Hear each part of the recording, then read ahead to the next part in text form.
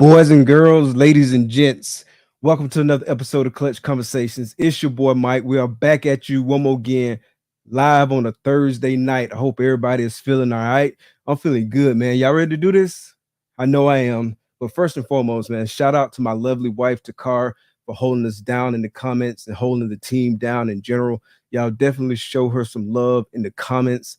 Also, do us a solid and show the channel some love as well. Hit that like button. If you haven't already subscribed, definitely hit that subscribe button and make sure everybody hit that notification bell so you can get notifications every time we drop a video. For the audio only game, audio recordings of Clutch Conversations are available on all major podcasting platforms. That's Apple Podcasts, Google Podcasts, Spotify, and more. When you're checking us out on your favorite podcast platform, please follow, rate, and review. It really helps us out. We appreciate the feedback, and we definitely appreciate the support. Speaking of support, if you're involved in this reptile hobby in any shape, form, or fashion, make sure you're supporting USARK and USARK Florida. The links for both organizations are in the description of the video. If you're not a member, definitely go grab your membership. If you're able to donate, please donate what you can. Be sure to spread the word about both these organizations that help protect our rights as reptile keepers. So tell a friend, tell a friend, tell a friend, keep it going. Spread the word, man. The chat going crazy, man. Shout out to all the early birds in the chat. Let's see who we got tonight. Starting from the top, the big homie. Antoine, what's good, brother? What's good, man? Safe travels, safe travels. Headed out to Arlington.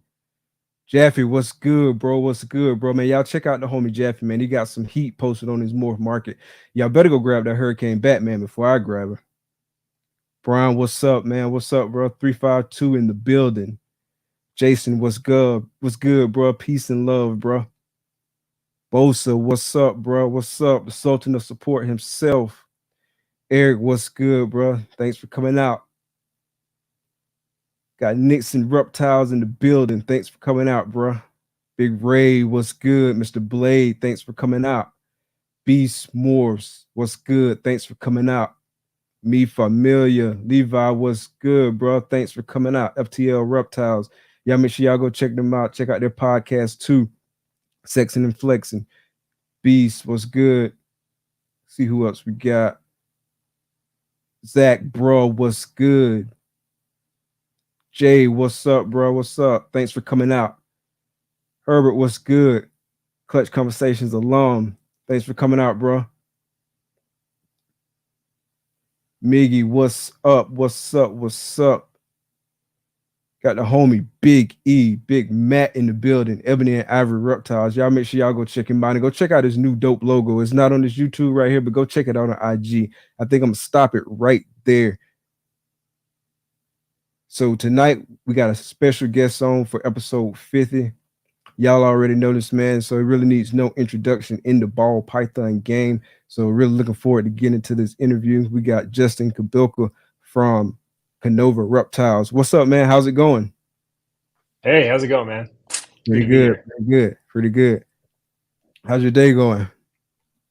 Good. I wasn't sure I was going to make it on time. I was putting my 4-year-old to bed, and I was like, he still requires me to lay with him every night, and so I was laying there and just like, please go to sleep, and like he drifted off. Right, I ran down the 100 yards to the snake building, and here we are. So glad to be here.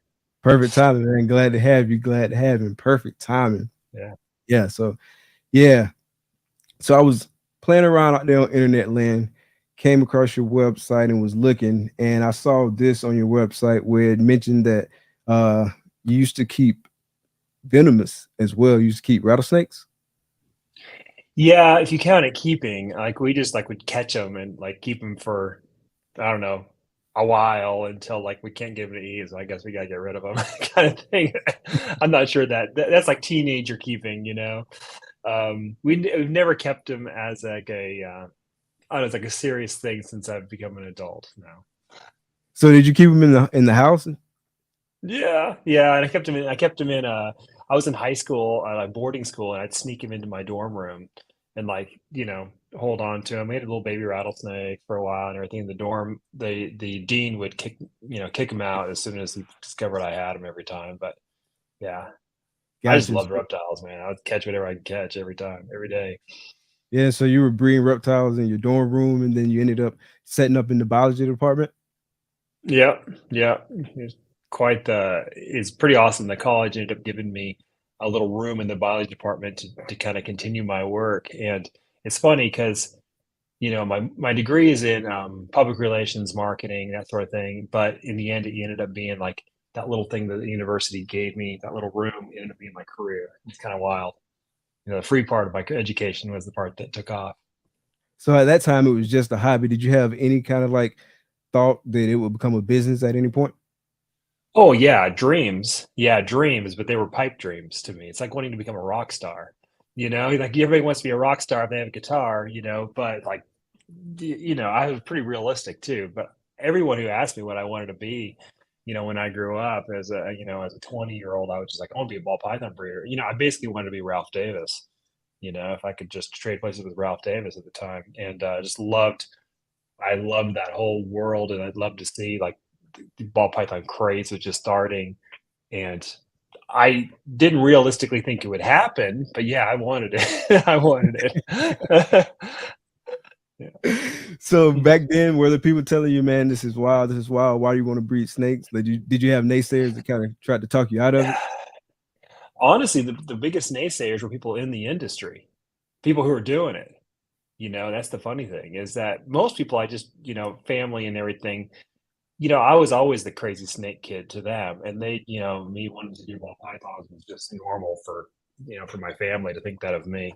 But it was some of the people at the shows when I started actually spending some good money at the shows and everything. A lot of them, I think they saw how old I was, and they were like, dude, let's give this kid a little warning. Hey, guy, the market's not going to last. You probably shouldn't be spending all this money. And maybe they just because they want me to sit with them and not with the other guy. Maybe that's what it was. But yeah, most of the detractors were people who ended up being the people I was buying from. Okay.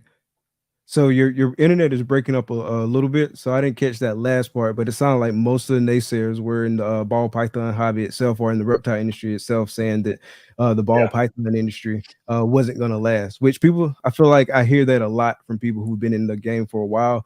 They say how people are always saying like the ball python industry isn't going to last. It's going to end Hmm. any day now, but here we go, and like here we are, and it's still like I feel like it's Yeah. thriving. It's just growing and growing and growing and growing. Yeah. Well, my question is when people say that is why? Mhm. Why wouldn't it last? Like nobody thinks that we all have to defend why it will last, but no, we don't expect anybody to tell us why it won't. Like what about it won't last? So Like, have you gotten any you interesting know? answers when you ask why? No, because nobody knows. They just have a feeling. They're nervous, right? It's risky, right? That's what it is. Um, but no, there's no logical reason why people would not want to work with these amazing animals a decade from now. There's no reason for it. Assuming we don't get bombed by nuclear blast from Russia or something, we're fine. There's nothing about the ball pythons that's going to suddenly go away. It's it's yeah, we have our ebbs and flows, but it's not going anywhere. Yeah, I agree 100%. Yeah. I know I hopped in feet first and we just been like rolling, rolling, rolling, rolling, rolling. It becomes an addiction, really. Like I think about it all the time, like all the time. Even when I probably shouldn't be thinking about it. I'm at work sometimes thinking about it. Like I should probably be paying attention in this meeting, but I wonder how this combo will look together. It just becomes an Yeah, obsession. yeah, me too. Yeah, I've been there. Even now, after all these years, I still, I go to bed thinking about the next combo or what's hatching or what's about to hatch every night. Yeah. So early on, did you learn a lot just through trial and error? Or did you have like anybody kind of guiding you and helping you out?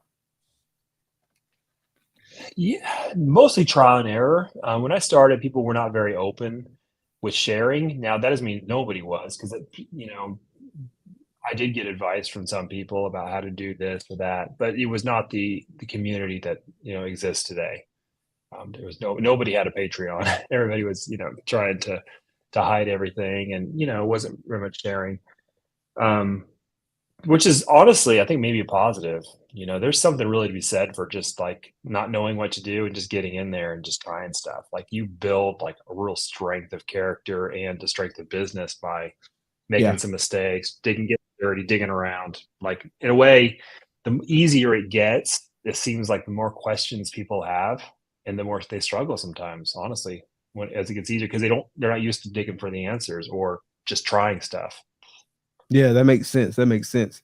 Like you really kind of build a skill set by going through the school of hard knocks with it. So speaking Yeah, of absolutely. like early mistakes and things of that nature, what were some early challenges for you early on?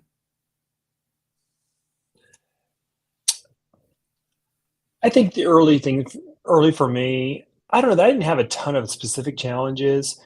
I just really, if you look at it, I just slow growed it for so long. I mean, this is the 20th year now that I've been breeding ball pythons, and there was no like moment where like suddenly we got successful, right? It was just early on. I would just say we just took it 1 year at a time. We learned little things along the way.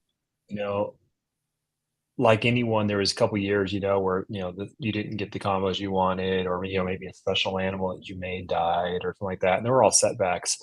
But there was no moment of either big win or big loss for me. It was just like steady, every year, just go in there and just love the animals, make the animals, think about the next year, just do it over and over, and then suddenly like the snowball gets so big after a while that you really have you have an amazing thing going. So what were some of the things that you learned from those early challenges? Like if you could think back some life lessons or some business lessons, what were some of the things you learned? Yeah, I think what I learned early on, I think, is you just got to be a little scrappy to an extent. You have to roll with the punches. There's just so much to there's so much on a business side of the basis that you just have to learn over time and be willing to become the person you need to be. I think it's just an entrepreneur. I think most of the lessons I've learned have not been ball python related. They've been just general entrepreneurial, like mindset related. Um, Okay. And I think early on, like the big thing is go from leaving college and really knowing nothing about business or anything, and then you suddenly have a business. I mean, I think a lot of people find themselves in this position in the ball pythons. Like they go from whatever they currently have a job or whatever, and then suddenly love ball pythons, and then they have a little ball python business all of a sudden. And you're like, okay, that's different. You're like, what do we do? And for me, I just think that I think I learned early on is like I just need to become. We all have our strengths and weaknesses, right? We bring to the table as a business. Right. For me, like strengths was I love the snakes. I was very dedicated, and I wasn't in a hurry. Those are all strengths. Weaknesses, I was an introvert. I was really scared to put my face out online. I was not a real people person. Not good at building bridges with other breeders early on. In fact, probably rubbed some people wrong because I was just weird, whatever. But I think at first you realize after a while that if it's a solo business, that you're just gonna have to be the person you're gonna have to be, right? If I have to be an extrovert, I'm gonna become an extrovert. If I'm gonna have to make videos on YouTube, I'm gonna make videos on YouTube until I get comfortable with it. It's like that or failure, Yeah. right? So Yeah. we all want to lean into our strengths, but when you're the only guy, there's going to be some things that need to happen that you're not going to be good at, right? And 100%. I get a lot of questions about that on Patreon and different platforms. It's like, well, how do I do this? I don't, this is not my skill set. It's not who I am. You're like, well, you can hire somebody, but most of the time that's later down the road for businesses. You're just Right. gonna have to like dive into it and be bad for a while. It's okay. Yeah, I definitely feel that. Definitely like from the introvert perspective, because I'm not a person who just like naturally like goes out and like talks to people who I don't know, especially in like large crowds. And so like it requires me to just kind of have to push myself out there and just do it and just realize that hey, I might mess up doing it, but hey, at least I'm going out there trying it. I'm not gonna get any better by not doing it. So I might as well do it, learn from my mistakes, get better and better, get more and more Yeah, comfortable with it, and then you just eventually kind of yeah, end up there, or at least at a happy medium. You might not be an all-star, but you might be, decent at it. Yeah. Yeah, absolutely. Yeah, I think that's the main thing I learned, and just deal with crises as you find them. You run into a problem, learn how to be that, be the person who can beat your way through it. And in the end, time is the big thing in this industry. From a business point of view, time is the big equalizer. If you stay steady and you work your projects, honestly, you can go a long ways with a little bit of budget. Um, you can just longevity is everything. Just don't quit. Yeah, just keep going, keep making plays. I heard a reel the other day. Yeah, It was Deion Sanders' voice behind the reel, and that's basically what's the message. Just like you might not be where you want to be at this very moment, but if you keep making plays, you eventually get where you want to be. So it's just all about like being persistent, staying in it, just weathering through whatever you got to weather through to get through where you get to where you want to be. Because you don't fail until you stop, right? Once you stop, then it's like you're right. done. But That's if the you keep thing. going, you keep pushing, you at least got that goal to push towards and work on being successful. So thinking back like on some of the mistakes you made, if you had anything to do over, would you do anything over again? Or are you kind of like cool with making those mistakes because like I learned something from that? Yeah, for the most part, you have to make the mistakes at some point. You maybe wish you didn't make them then or whatever, but you're going to have to make them at some point. I look back and I don't have a lot of regrets, maybe passing on certain projects that, ended up being huge and now didn't get into it when I wanted to get into it or something. But, you know, those are calls again you get better at as you make them. And yeah, those are probably most of my regrets. It's just passing on something. There's a few things that I got that I regret getting, but passing at is a bunch that I wish I'd, Oh, grabbed really? What's one early. that you passed on that you wish you wouldn't have passed on? Um, so when it comes to new combos, usually there's a zone at the very beginning when you can pick it up for a fraction of the cost before everybody wants it and becomes a big thing, right? And then it goes up really high and then it starts trickling down, right? So I had an opportunity to get GHI like this first mail ever, released, and it was a fraction of what they ended up being like a year later. I passed on it because I was just being conservative and risk adverse, Then I Gotcha. passed on acid like 4 years before the first acid was sold. I passed on acid, which was dumb, but I thought it looked too much like a leopard back then. I just made a bad call. But there's been plenty of them that I haven't passed on that are good calls. It's just you learn by seeing and doing, and there's no way you're going to make the right calls without having made some bad ones first. There's just no way. You can't learn.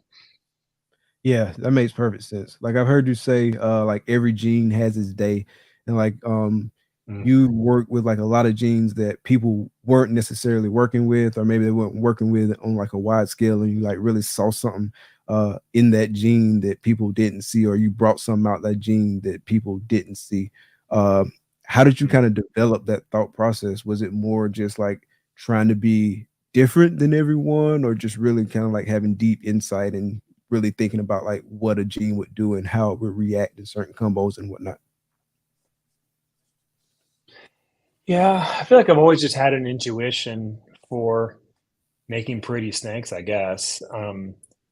But partly it's just that I feel like whenever I have a gene, I just sit there and instead of thinking, I don't know, instead of thinking, it's not worth anything, I think, how do I make it worth something? Like I don't.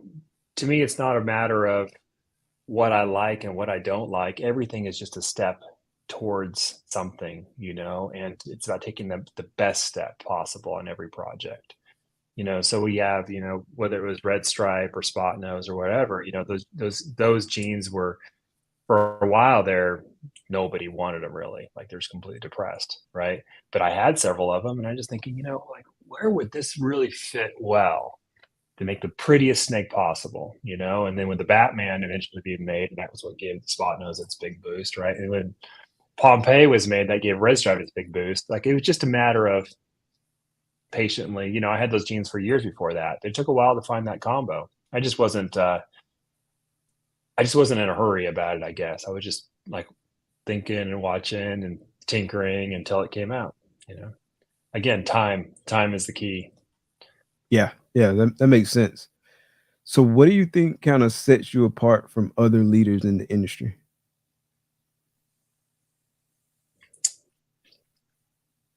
I don't know. I would that's a good question for others.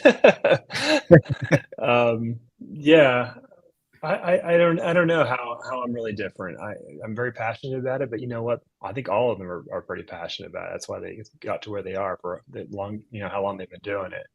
But um, for me, I come to work every day because I'm addicted to the combos. I'm addicted to the high of thinking about something and then creating it in reality, which is really just an artistic venture, right? In a way, this is all very artistic, and that keeps me going. And then I keep thinking about, well, how can I, from the business side, how can I serve more people by giving them what they want, which is the coolest and prettiest snakes, right? So Right. then that's all that a business really needs is it needs a product and somebody who's willing to find out how to serve as many customers as possible, make them as happy as possible, and then you have a business, right? So for me, it's like twofold. I love the animals and I love the challenge of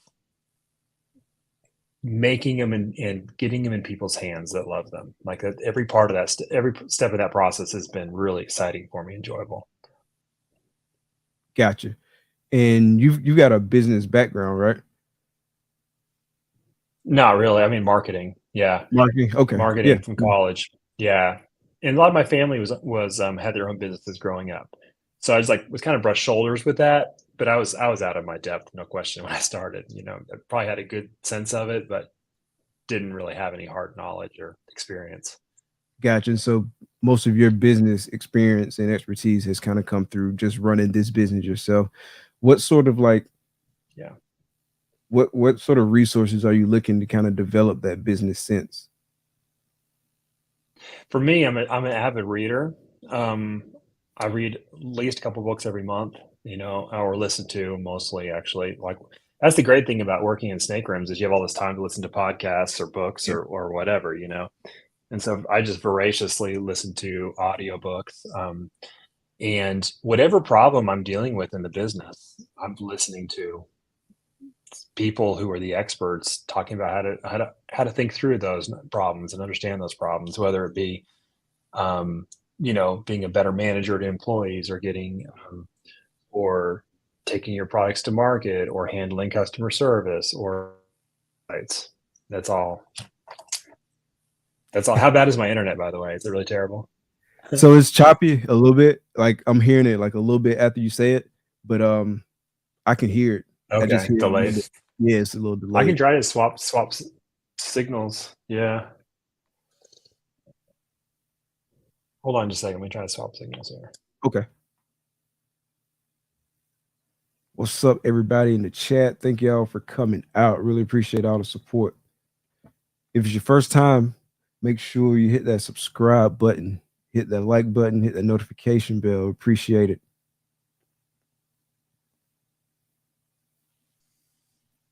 Is that worse or better? I hear it now. Yeah. Yeah. Is So it everyone in better? the chat, I mean, it's two different signals I can swap to. yeah. So the folks in the chat say that they can hear you just fine. Okay. Maybe I should go back to what I was doing then. Yeah, That's everyone working. says they hear it loud and clear. So I don't know. Okay, give me a second. Let me swap back to the other signal again, and then we'll get it Okay. going again.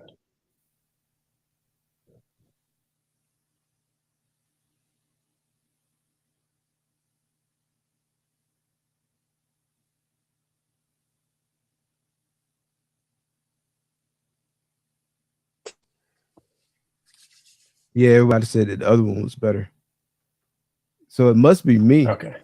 Yeah. Like, are you hearing me loud and clear? Okay. Now you come through garbled for me sometimes. You Yeah, it say I goes come. in and out. Yeah. Okay. Okay. Yeah. Mhm. Yeah. I don't know what's up there. I'm hardwired in, and so Yeah. don't know what's up with that. But Where are you based out of? Gainesville, Florida. Okay. I'm in Gainesville, Georgia. Just a Yeah, little Gainesville to Gainesville connection. Gainesville represent. Yeah. 17 days ago. Mhm. All right. So look into the future. Like, what are some trends that you foresee influencing the industry? Well, right now it's all about social media. We talk about like outside of actually the combos themselves. I would say like Yeah. the social media has been big, and everybody putting their creative spins on, watching everybody's reels on Instagram, and I love it. I love it. I love it. To me, it's like sharing ball pythons with the new generation.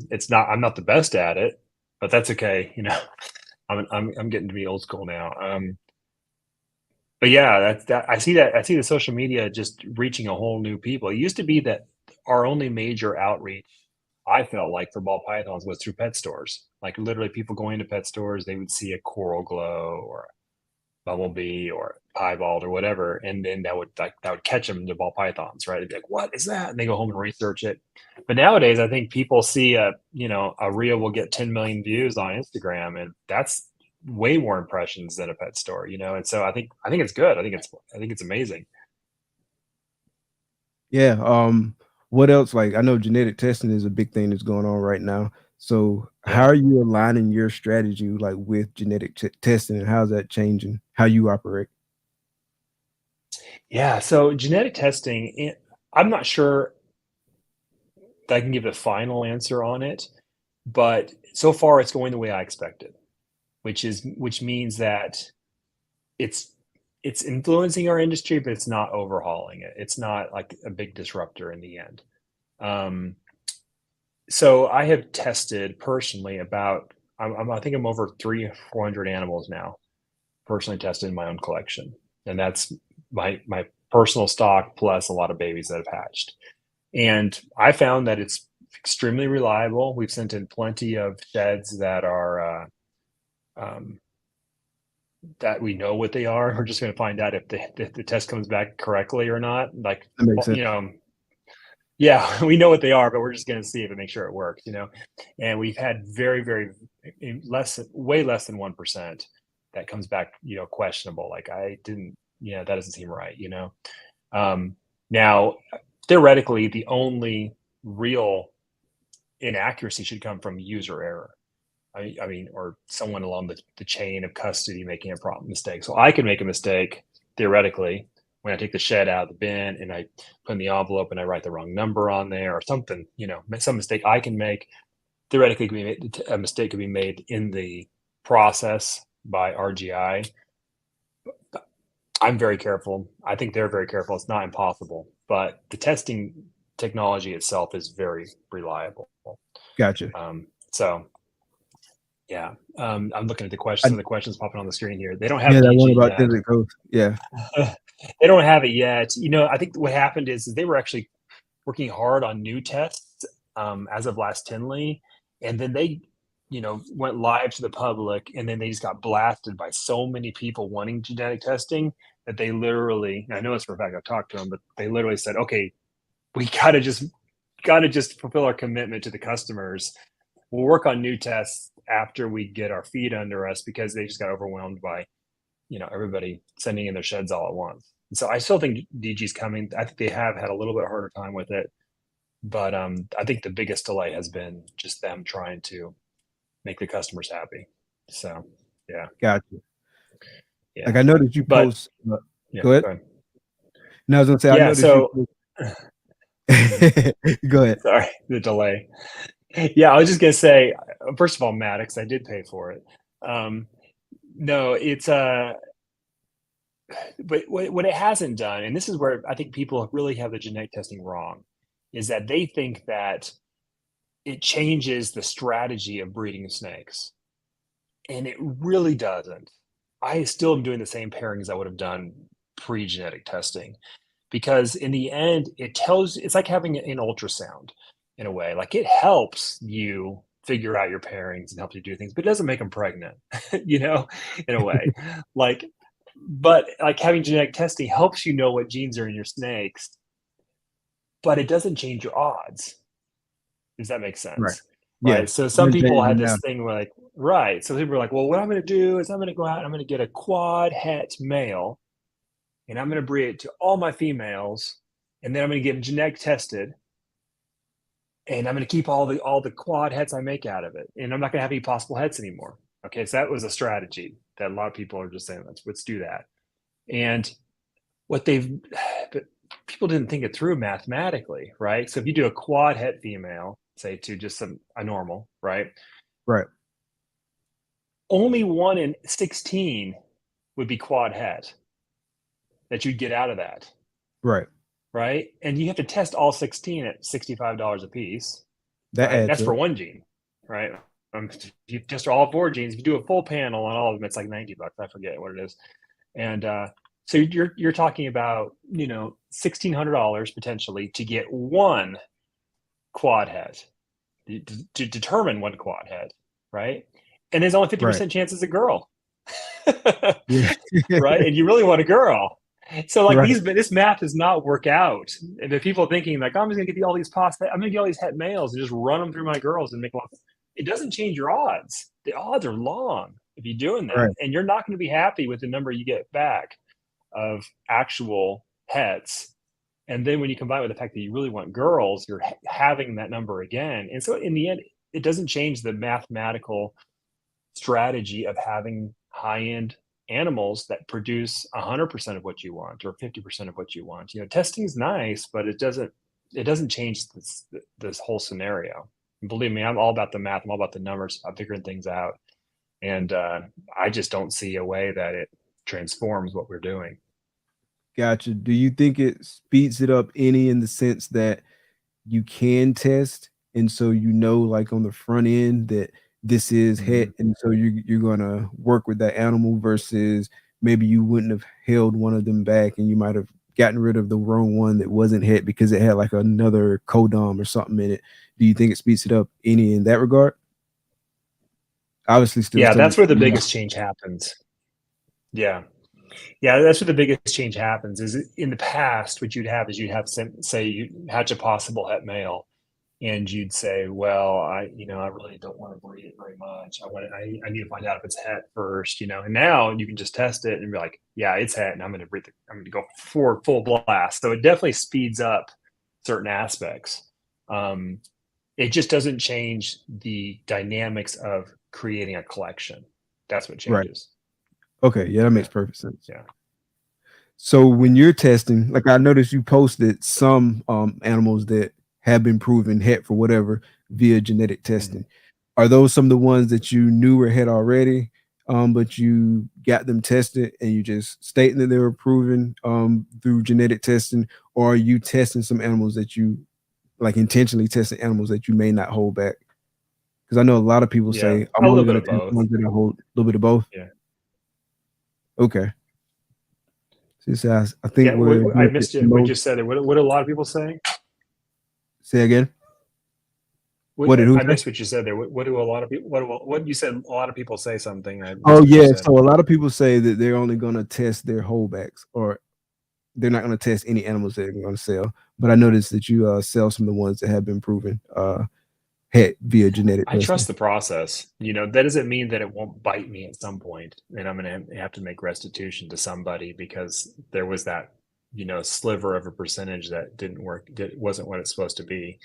But I do trust the process, having used it as much as I have. I feel very confident. I feel confident enough to keep my own animals based on testing and to breed them very confidently based on testing. And I'm asking my customers to do the same with the knowledge that nothing's perfect, and I will, I'll certainly I take care of people, that's my goal, right. So yeah. Cool. And so, what's your mindset when evaluating new projects?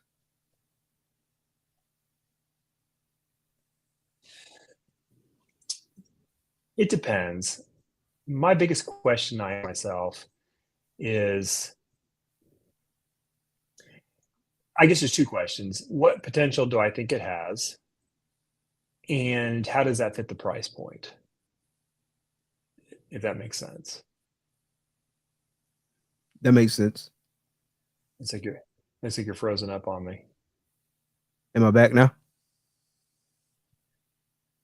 Yeah, you're yeah, there you go. There you go. Did you hear what I Okay, said? back now. Okay. Or was I Yeah, frozen so too? you look at the price point and the potential of the project.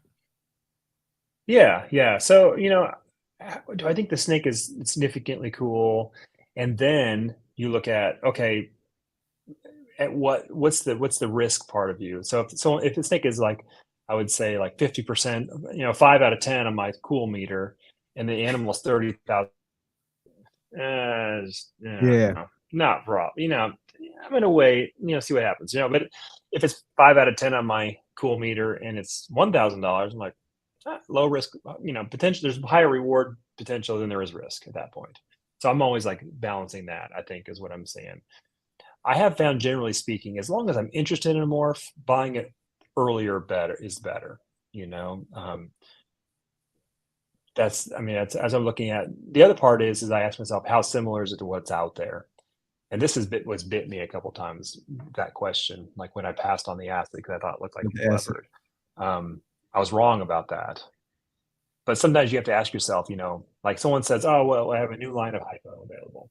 Okay, great. I'm like, well, how much is it? $5,000. Well, you can get a hypo for $100. Is yours $4,900 better than the one that you can get for $100? I'm saying that's a Right. hard threshold to pass, right? That's what I'm looking at, right? And so sometimes it's like, well, is it really similar to what we have? Is what we have, if it is what we have really cheap already? Like, yeah, you're not gonna be able to charge for something that looks, not much better. Or someone says, well, I have a new line of yellow belly. Okay, Mhm. all right. Well, what do you want for it? I want $4,000 for a new line of yellow belly. Okay. Well, is it better? Well, I think it's better than regular yellow belly. Okay. Doesn't make it, it makes an ivory, but the ivory looks a little bit darker, say, than a typical ivory, right? Well, is it better than a freeway? Because asphalt's pretty cheap now. I'd rather have an asphalt than any line of yellow belly that makes any kind of ivory, right? So that's my thought process. Like I just think about where's this leading to? Where's this going to go? And what's the price point? Gotcha. So Ray had a good question. He said, how much time do you spend a week like studying genetic traits, and what does that process look like? Not as much as I should. Um, I spend a lot of time looking at what I'm trying to make and thinking about and figuring out. What I've started to slip on in recent years is being able to see what's popping out in the industry. And that's hurting me, I think, honestly. Because sometimes there'll be some new combo out there, and I'll be like, man, I wish I'd seen that because I would have done something different based on seeing that.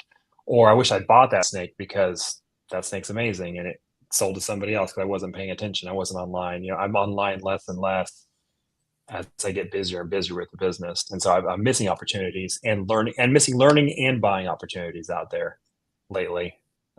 So yeah, to answer your question, not as much time as I should spending learning traits. Is there one in particular right off the top of your head that you can think of that you missed out on recently? No, nothing pops up in my mind right away. Probably because I missed it and I never saw it. I'm just generally aware that I really don't see what goes on out there as much as I used to. I used to follow it like closely, constantly, every day. Well, what's new? What's new? Congratulations, you made this awesome combo. So and now I just a lot of times I don't see it. And that's kind of sad. Have you put any thought into like a solution for that? And if so, what are you thinking? Yeah, the solution would be for me to spend lots of time looking at social media, but that's not a solution I want for myself personally in life, Right. because it would hurt my business long term to take that time away from it. So my next solution is to rely on other people to send me photos every time they see something cool and just text me a screenshot or something.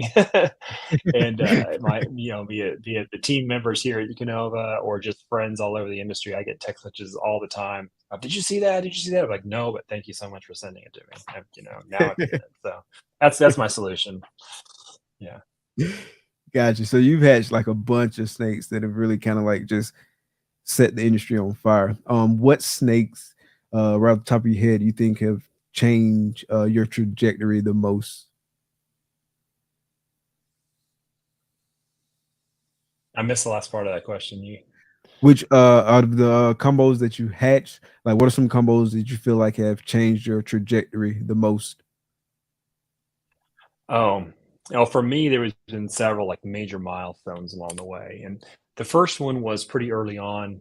We were the second person to produce a pastel pied, and it was a little bit lucky. We got a little lucky with it, but that really put me on on the pied route. Like I had something special, and that got me into the first yellow belly pie and the first fire pied, and then first leopard pied. And I mean, not actually, I don't think I made the first leopard pied, but I made a lot of those early combos of that. But in ball pythons, just having a little bit of momentum in a project, you could really go with it once you get ahead in something, right? Because you just leverage that animal. We were also way ahead on clowns early on. We made the first fire clowns and fireflies and black pastels and then leopards and spot noses. But then the Batman was the one that really changed the game for us. Was when we got the Batman, because that was just such a crazy combination, right? Just the spot nose clown in general ended up changing the game for the whole industry, but specifically us, because we kind of pioneered that. Of course, Rennick was the guy who made the first spot nose clown. Unfortunately, he didn't get to take it to its logical end like he would have, I'm sure. Right. But yeah, that one, and then we started getting to the crazy spot nose yellow belly combos, and then the Pompeii was massive, groundbreaking thing, and some of the Grail stuff, and then the Starbursts, and like there's all these projects take on a life of their own, but they just start with usually just one amazing animal, and it just catches everybody's imagination about, oh, we didn't know we could do this. Now, what's possible next? And it just gets everybody re-fired up. And so, in terms of like projects that you're working on now, are there any projects that keep you up at night in a good way? Like you just can't wait to see how this is going to turn out. Like, and what's one that you're really looking forward to?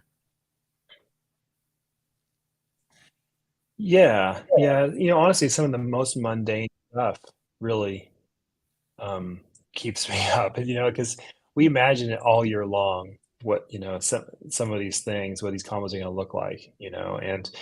And sometimes I think that they're not even the craziest ones that are. I'm just the most anxious, because we literally worked on it for years. The lace stuff. I'm all about the lace stuff right now.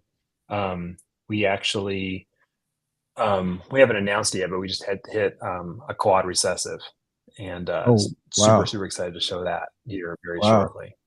So Definitely yeah, looking forward to seeing just that. stuff like that. Like forever.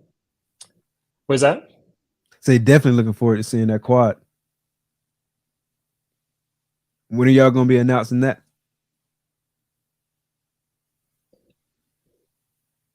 Yeah, you're breaking up on me too much to Can you hear hear it. me? I don't know if it's on my signal or yours. Yeah, I'm gonna hop out and then I'm gonna come right back in to see if that fixes it.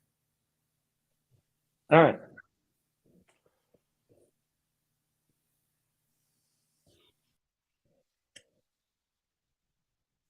I think I get it all to myself. So I'm gonna just like take over the podcast here, kick him out.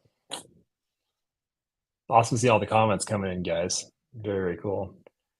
Missing some of the questions. I'll see them there and they flash by, and I miss them. Yeah. The white lace clown stuff's crazy. Yeah. When will the quad hat sunset lab pipe? Yeah. I have like 1.2 of those. They've not done that well, Reggie. I mean, they're doing okay, but they're still sub-adults. So, Can you hear me now? oh man, that's so much better. Yeah. Oh, really? That's what's up. Yeah. Yeah. Probably should did that 10 minutes ago. Hopefully it stays that way. Awesome. Awesome. Awesome. Is it going out again now? You're a little choppy, but I can hear you fine. So that's what matters. Wow. Yeah, I don't know what's going on with that. So when are y'all gonna announce the quad? Yeah. Well, just shed for the first time this morning. So I don't know. We tend to kind of like hold those things a little bit to like be pre-Tinley or something, right before a show. Um, but we may not be able to, keep a lid on it that long. We'll see. I guess I'm not doing a good job of keeping it secret now. Yeah, everybody's gonna be hitting you up now. Where's the quad? Where's the quad? Yeah. Yeah, we'll do some kind of big reveal video ahead of Tinley probably. I can't wait. Okay, okay, that's what's up. So what about it? Any projects that keep you up at night in a bad way, where you're like, man, I just don't know if this is gonna work out. I can't wait to see what it is, but I'm a little worried about whether or not it's gonna work how I think it's gonna work. Most of the stuff I kind of have a really good intuition for it. I'm not too worried about it, but I guess I'm worried about some stuff that it's on the edge of what I can visualize right now. Like for me, an example of that would be like, what's a zebra clown gonna look like? I really have no idea. I just don't know. Um, so yeah, that stuff like that's going to majorly keep me up at night because I'm pretty hard on it. Just via zebra clown, zebra pie, no idea what either of those are going to look like. And so whenever we have that first clutch of them, it's going to be like just you know just total anticipation with no real idea what's going on. Do you have any shots at zebra clowns this year? Not this year. No. Oh well, I think the girls are a little young. I don't think they're going to go this year. Gotcha, gotcha. So speaking of, where are y'all at with your season? How's the season going right now? We're doing really well. We're actually way ahead right now. Last year was a banner year for us, and this year's starting out really strong. We're kind of going year round now. We have just all the girls are on their own schedule and just staggered, and they kind of have stuff hatching all year, which is much more fun. So yeah, I mean, we've had a really fast start, and it's nice just to see both just to see the cool combos coming early on in the year, not having to wait through the winter season, not getting anything. Nice. So So do you do any sort of like yeah. budgeting or forecasting ahead of the year? I don't. I probably should, but to me, there's too many variables that I can't account for to do a good That job of that. that was where I was gonna go Um, with it next, because when you that's count, yeah, yeah, that's where I was gonna go with it next. It's like, how do you account for like all the variables that kind of go along with it? Because that's the part I was having trouble figuring out. yeah, yeah. I mean, in the end, what I try to do is it's actually really simple, but it's not good at predicting, which is I just go out there and I always try to upgrade the collection and always try to make higher median value of snake compared to the previous year. And what I can't account for is odds, and what I can't account for is what the market might do. The market might get super hot like it did in 21, 22, or it might, go through a lull like it is right now. And I'm just all I can do is like be strong, have a strong collection, make the best things I can, and be strong from a business point of view, and let the chips kind of fall from there. Gotcha. Yes, because I've tried to make like projections and just kind of figure out like where I want to be, but it's really hard because there's so many factors that you can't really like, or at least I can't quantify or really kind of get my head wrapped around. So it makes it hard to kind of do that like in a traditional sense. I mean, with any kind of projections, you're kind of like trying to peer into the future, and so it's variables and stuff. But I find it like particularly challenging, like with this. Yeah, exactly. Is my internet still going up? Or my mic? Yeah, you're going in and out a little bit for me now. Gotcha. Sorry about that. I apologize about that. I don't know what's going on. I tested this all last night and didn't have any Looks like issues and didn't looks like have the any. listeners are doing good though. Okay, so that's Yeah, good. So yeah, yeah. so Listeners are like they're getting good signal. It's just us. yeah, people was saying that they can hear it well, but for me, I keep hearing like a lag. Someone says that the mic sounds fine, but they think the net's being funky. Yeah, Yeah, maybe it's time Cole for said me. it sounds great. There you go. Yeah, it's really weird. I can't figure out what's going on. I don't see any choppiness or sound issues. All right, so as long as the listeners, Yeah, I think we're good yeah. to go. So, what are some upcoming projects on the books for KINOVA that you can speak about, and not necessarily ball python projects, but maybe some other things? Yeah, well, we do have a few green trees and stuff. That's like more pet animals. Like we enjoy them. We want to breed them sometime. We have the Bolins. We want to breed sometime, but they're like pet animals. Um, so what happens is they end up not getting bred, I think, a lot just because it's not, the same priority, the same, level of just on top of it is we just enjoy them for the animals they are.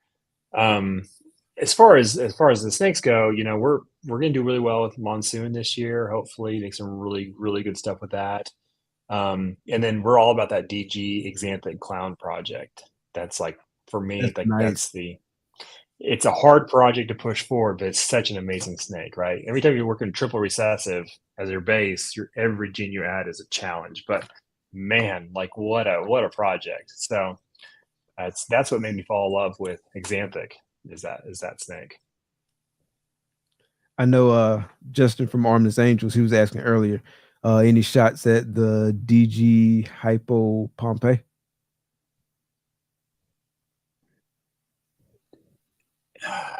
I think so.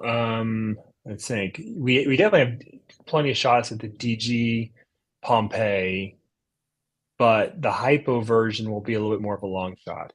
Yeah, but I think we have a chance. Nice, nice. Yeah, that'll be a Yeah, beautiful snake. fingers crossed. Yeah, yeah. We need those quad recessive odds. Yeah. Yeah, that would be a beautiful snake. Yeah, I'm definitely looking forward to seeing that when it finally hits in somebody's collection.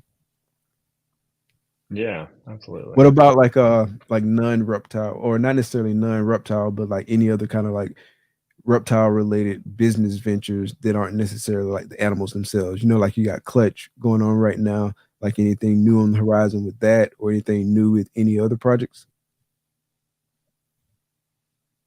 You're breaking up a little bit there. You're just asking about what's new with Clutch and how's it going? Is that what you're Yeah, asking? yeah. Okay. Yeah. So we are, if you're in the beta, we are launching for you. The plan is tomorrow. So if you're in the beta and you've been waiting and waiting, which a lot of people have, like over 1,000 people are waiting, we hope you'll get an email tomorrow to let you in officially.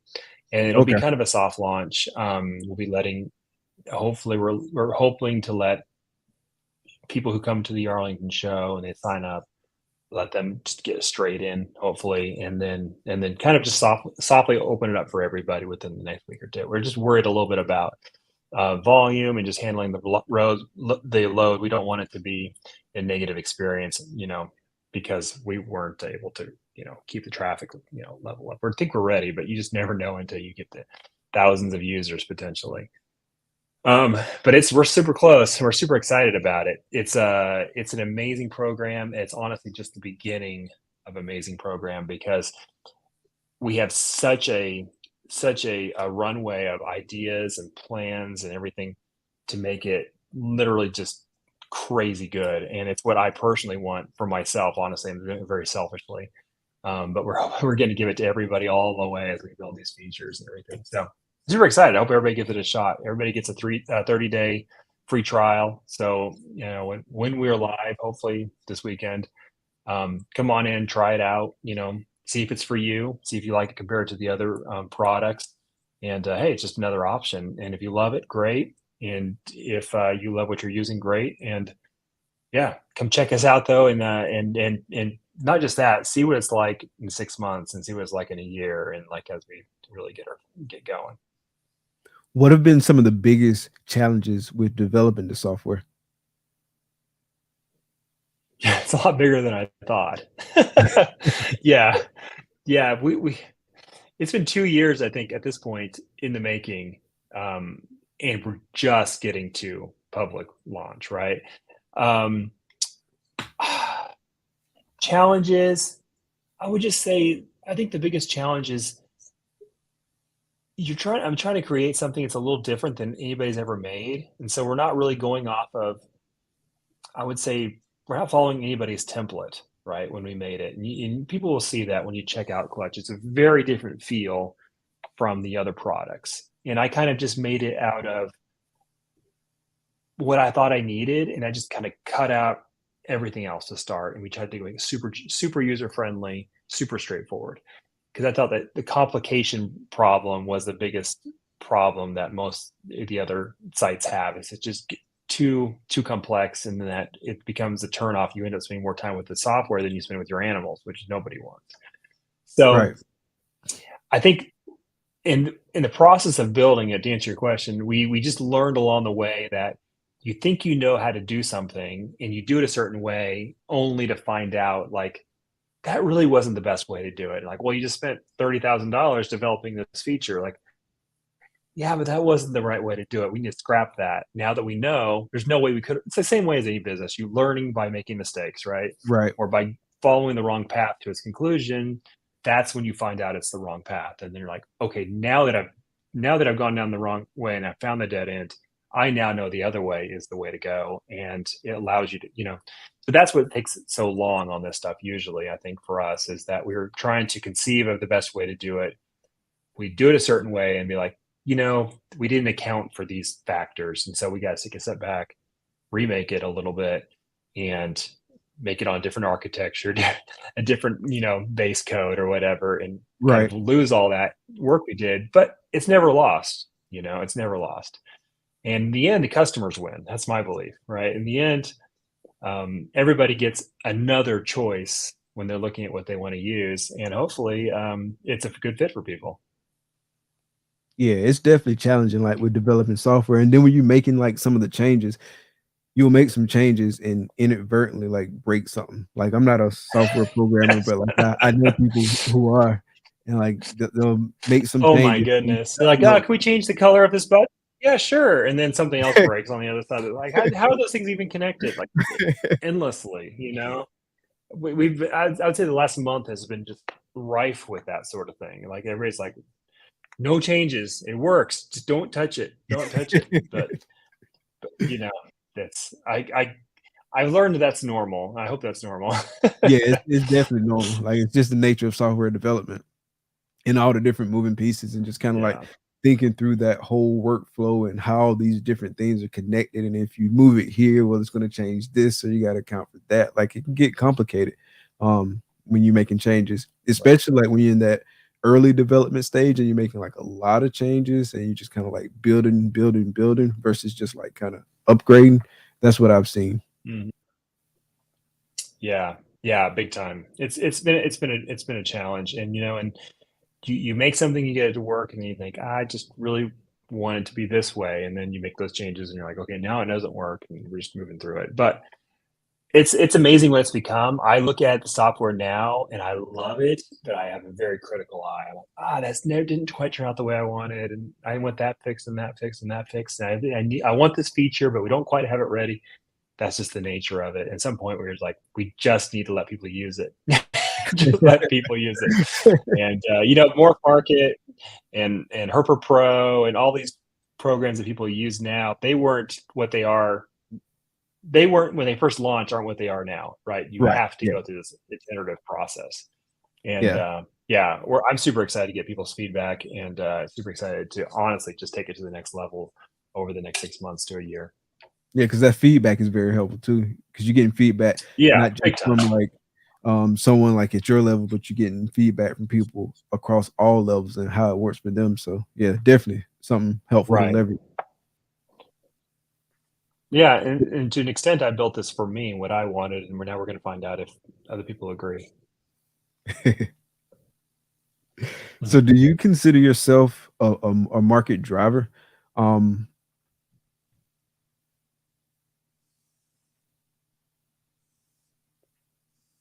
You cut out there. Would you ask again? Now, I was saying, do you consider yourself like a market driver? Like I know a lot of people say sometimes like Justin can come out and say, "Hey, I like this gene," and then the price doubles, or he can say, "I don't like this gene," and then like the price plummets. So, do you consider yourself a market driver? Yes and no. Yeah, I hear that a lot. I think it's overblown.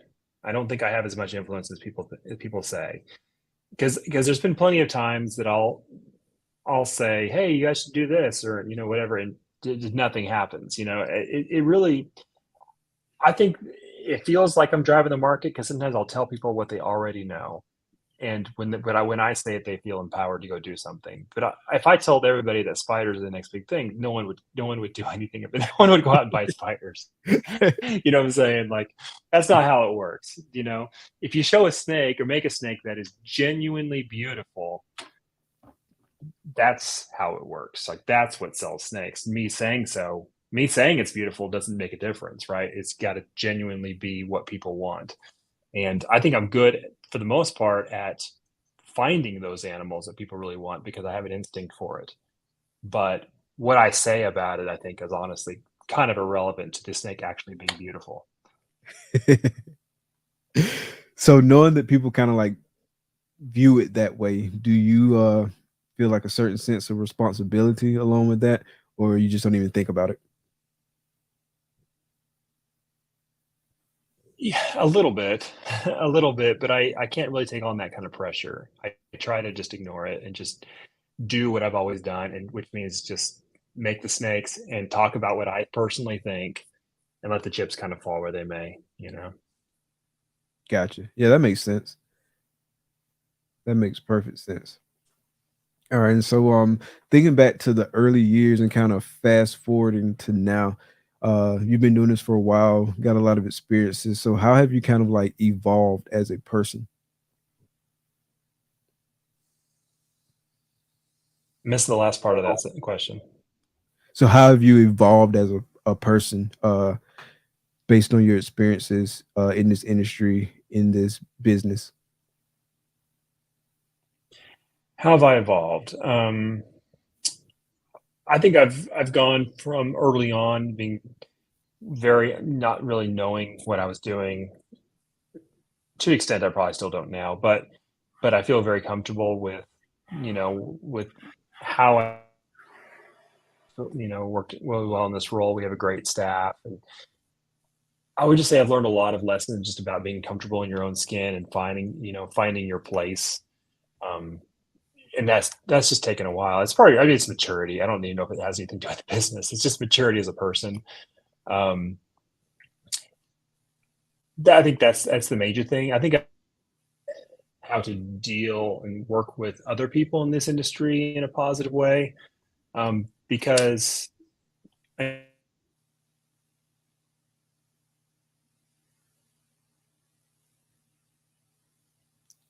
So I'm not seeing you. Are y'all still seeing me?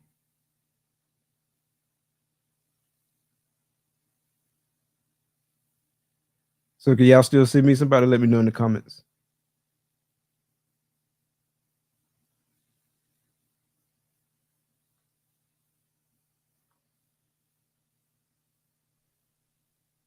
Welcome back. hey, got It kicked. Thought there's something wrong. happens. Internet. Gainesville internet. Both ways, Florida and Georgia. Man, it's still really choppy though. For all the listeners, they don't have any problem hearing us. Yeah, that's amazing because it's like super choppy for me. Yeah, me too. Yeah, I'm gonna definitely have to Wow, go back man, it's and good. watch It's it. good. Like, It's wow. just for us. Yeah. Yeah, because every time I ask, they say they can hear it. They can hear it well. More Forge says in and out, little chopping, little loss. Christina, genetics nerd, say everything's coming through good for her. Yeah, it's weird. Huh. Yeah, interesting. But yeah, you were saying like Yeah, kind of we how had you big evolved. thunderstorm But outside. I think that's okay. part of it, but yeah, Yeah, I because we have think it's a satellite StreamYard internet thing. out here in rural It could Georgia. be a So StreamYard thing yeah. too, like Wiz said, because there was an issue with some people's streams last week too. But I Well, have suddenly issues you're very from time to clear time. here for a second. Very clear. Yeah. Yeah. Okay. Well, hopefully everybody's getting a good show out of it still. Yeah, I hope so too. I hope Awesome. so too. Yeah, we still got like 70 plus people in the building, so everyone's sticking around. Good. Awesome. Yeah, so clear here, clear here. So you're saying like you evolved as a person through the business and then probably also through life experiences, and you were like you were explaining that. Yeah, just getting comfortable in your own skin over time and learning how to, what to do things at work and having good relationships with people. Over time it just gets, it gets better and better as you learn. It's really just about personal growth in the end more than anything else. Yeah, 100%, 100%.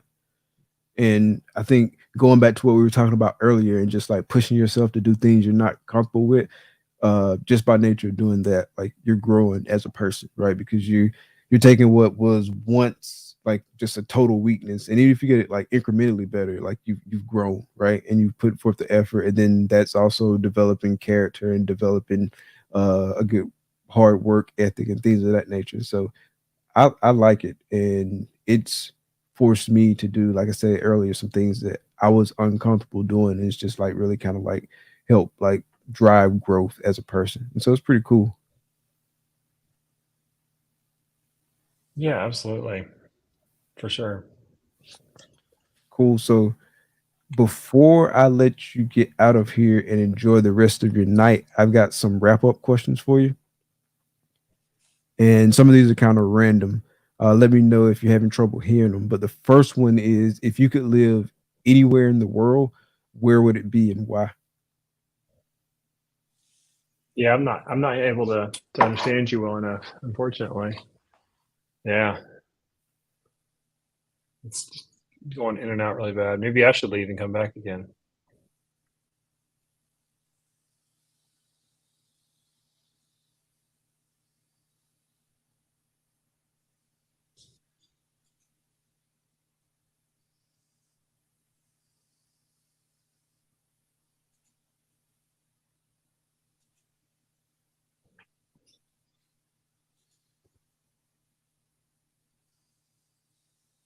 Can y'all still hear me good?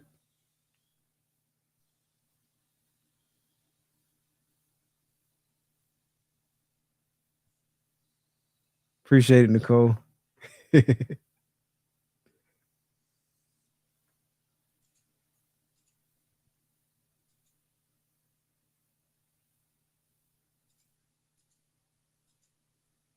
PCF says he's gonna say Portugal. Let's see.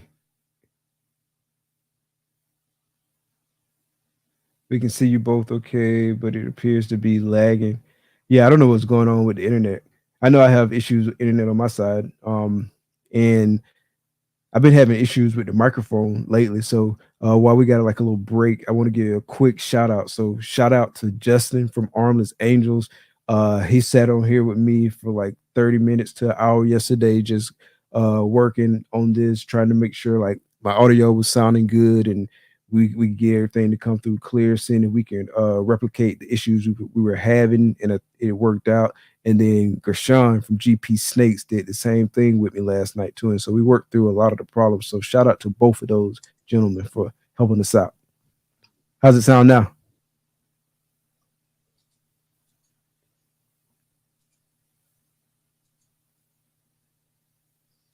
Appreciate it, Darren. Appreciate it, Bosa. I think you may be frozen, Justin. Can you hear me?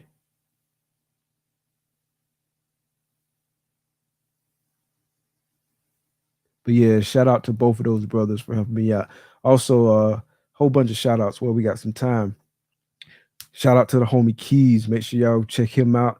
Wednesdays, we got balls and things. Fridays, we got hair down Friday. So you know what it do. Shout out to Nicole, Reptiles and Cocktails at 1 p.m. every Saturday. On Monday mornings at 8 a.m. when I'm at work. But now, seriously, shout out to Nicole. Shout out to Dre, Two Peas in the podcast. Shout out to Inkleline and his podcast. Shout out to the homie Ray for holding it down on Keys podcast and all the dope stuff he doing with the gear and all that. Y'all make sure y'all go check out that Alluring Serpents gear. Who else? Just shout out to everybody, man. Shout out to the Me Familia family. Shout out to Levi for hooking us up with the dope reels. Shout out to Geo from Eden's. for hooking me up with some dope reels and hooking up the whole team with some dope reels, man. Y'all really hold it down, man. I really appreciate everybody. Shout out to the homie Kent. Make sure y'all go check him out. Shed Skin. It's at 4 p.m. Eastern Standard Time, if I'm not mistaken. Y'all make sure y'all go set those reminders. Appreciate it, Serp. Shout out to you, man. I appreciate the compliment too, man. Much respect. Hell yeah. See, we got Justin back now. Can you hear me? Yeah, you're clear right now for like 10 Okay. seconds probably. So the question was, if you could live anywhere in the world, where would that be and why? Right now, man, tough one. I love traveling. I can't be held down very long anywhere, I think. For me, I think right now we're in love with Jackson Hole, Jackson, Wyoming, and we're actually looking at some Okay. property in Idaho too. Okay. We love that area. We're mountain people. We're mountain people more than beach people. I think that's kind of a thing, beach or mountain. And but yeah, I don't know. No matter where I live, I want to travel somewhere else. I'm never really satisfied. So I want to go to, I'm going to Europe again in April, and I just want to go and be and see things. Okay. You gonna do like a tour of Europe, or are you going to one specific country? We're going to a show actually as a plan in Netherlands again, or Belgium. Yeah. Okay. Yeah, I've Netherlands. heard of that one. Yeah. Yeah. So Oh, that'll be nice. That'll be real nice. Have you been to that one before? yeah, we went there in November. Mhm. Okay. Okay. Yeah, that'd be real nice. Real nice. So how are the shows there? Like, is a huge turnout? Like It's like how they ours. Yeah. Anything is different. Every show is different. The big one, which is Ham show in Germany, I've been to that one several times in the past. It's massive. It's kind of like our Tinley, but it's not as good a vibe, not as I guess professional a vibe. For them, because of all the borders, they don't have the ability to just like FedEx animals to each other like we do, right? So because they have to use animal transport companies for the most part, and so what happens is their shows tend to be a more of a, hey, let's meet up and I'll give you the animals that you bought, and I'll get the animals. Everybody's just like, it's like going together. We're meeting. We're taking our animals home. You know, got because shipping is so hard. And so in a way, these meetings, there's a lot more, I would say maybe more camaraderie to an extent in some of these, in some ways, but it's less about selling and more about completing the transaction that started online. I gotcha. would say, and that's kind of my take on it. They do have good turnout, but every show is different, of course. Yeah. Gotcha. Yeah, that makes sense. Okay. Yeah, that's good to know. That'll be People pretty fun. travel really far to come to them, that's for sure. All over Europe, people drive in countries away. I guess it's not that different than us driving from states away, but it sounds more impressive when you come from a different country. Yeah, you come from a different country. It's different. Yeah. All right. So the next one is, if you could have dinner with any three people, dead or alive, who would it be and why? Man, honestly, they might be more okay, alive. I've been listening to like Patrick Bet David. You guys watch him, Valuetainment on. I love his podcast. I like to see him now. He's alive now. What's the podcast called? It's called Valuetainment. Okay. It's Patrick Bet David. He's like a business, politics podcast. Like him a lot. I'd probably go. I like to meet like Steve Jobs and some of these business guys, and just get a feel for what that's like. And historically, obviously, some of our greatest presidents and everything. Yeah, I don't know. I've not thought of that a lot. Yeah, that's a good question. And then the next one is, so if you had $10 million to invest, how would you invest it? Well, if I didn't have ball pythons, I'd buy ball pythons probably. I love real estate though. I've gotten into that in the last 3 years approximately, Okay. and I have 4 properties now that are rental properties, and it's not a significant part of my income, but I enjoy that a lot. And so I think if I was to start fresh I'd either do ball pythons with the 10 million, or I'd say I'm going to do something, start a new journey, one or the other. The problem is that if I had to start over with ball pythons, it doesn't matter how much money. The loss of all the momentum would be so demoralizing to me, like to start fresh, right? Yeah, definitely. Yeah. So like I would, it's like, okay, so I played guitar for like 20 years, right? And then I put it down for like 10 years.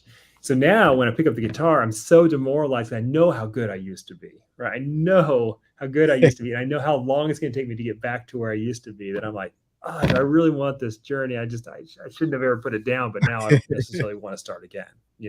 That's how I feel about ball pythons, probably, if I was out. Okay, so when you were playing and you were doing it on a regular basis, was it just solo, or did you do it like with a group? Did you do any like kind of performances? Oh, just solo.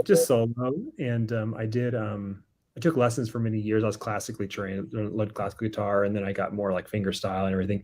I do not have a gift for music. All my skill with guitar came from a mother that would not let me quit playing when I hated it. She kept me going for years. That's sometimes all it takes. Yeah, but I didn't have any natural ability. My brother, on the other hand, like, he could pick up any instrument and like just start playing. And for me, it's very technical. Like, I just got, okay, this finger goes here, and like I don't have these. It doesn't pour out of my soul, like some people. Gotcha. But so that's why probably I put it down eventually and didn't pick it back up. But it's good to have discipline and learn something that isn't your natural thing. Gotcha. If you had some extra free time and those investments, would you go down the comedy journey? Would you get some stand-up? I don't think I'm good enough, to be honest with you. But I do enjoy. In fact, I have a tentative plan to do my second stand-up. Okay. Open mic, right? It's, no one's inviting me. An open mic night later this month, and Okay. I'm really looking forward to it. Kind of. The funny thing is that this is like so momentum based, right? Because when I did the first one, like it's been like 2 years, like right during the pandemic, I walked off the stage, and I was scared to death to go on, of course. But when I walked off the stage, I was on a high. I was like, that actually kind of worked, and people liked it, kind of, and like it was like a big deal. Like, and I was like ready. Like, if he told me to turn around and get back on, I would have done it. But then like a week passed, and then 2 weeks passed, and now I'm like, I don't know, I'm kind of nervous. It all came back. All that nervousness is now. It's been 2 years, but I have a tentative plan to do it later this month, and hopefully I'll get it recorded and put it online again, because that was the most fun. That was the most fun part of it, is just be able to share it with people. But that's not going to become a career. I don't. I'm not. I enjoy humor, and I'm a little funny, but I don't have that gift. So you already got your jokes planned out? Like, you already know what you're gonna do? Yeah, I have like an entire document on my computer of like, every time I think of something funny, I write it down. And so I've been working on, it's only 3 minutes when you go out for open mic, so it's very, very, very short. But I've been working on, doing something. What's the preparation process look like?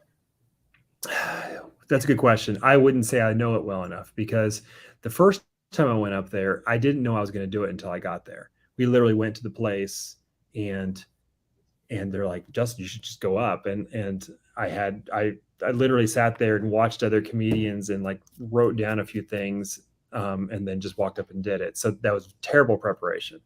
Terrible. Now I've not done it since then, but next time, hopefully I'll have like literally run through it a few times with somebody in advance, hopefully. And we'll see if that works better or not. In a way, it makes it worse. The more times I think I rehearse it, the less funny it seems to me, and then therefore I don't have the same affect. In a way, same energy, right? Right. When you first hear a joke, it's like, man, you would go tell all your friends that joke, and it's funny every time. And after a while, it's like, I'm not telling that joke. It's a dumb joke, There's no, just lose it. That's why I think you have to feed off the audience. That's, if you're there and you're telling to people and they laugh hard every time, it keeps you inspired. But if you're just rehearsing it, it's hard to get there. Yeah. So good luck with that. That'll be dope. Yeah, thanks. I don't know if you remember when Ray made that video, like with the Randy Macho Man Savage impression. Yes. He said he wants you to do a skit. I'm not an actor. That's the thing, is I can tell a joke, but I can't act like somebody else. I can't do it. That's not my skill set. Yeah, that would be pretty funny though. And so, Yeah. if there was one question you wish I asked you, what would it be, and how would you have answered? Oh man, I don't know. I didn't come in any preconceived ideas. No, I've enjoyed this a lot though. It's been a good interview. You got a lot of unique questions. That's really awesome. I appreciate it. Yeah, Been fun. definitely appreciate you coming on. Yeah. Yeah, no problem, man.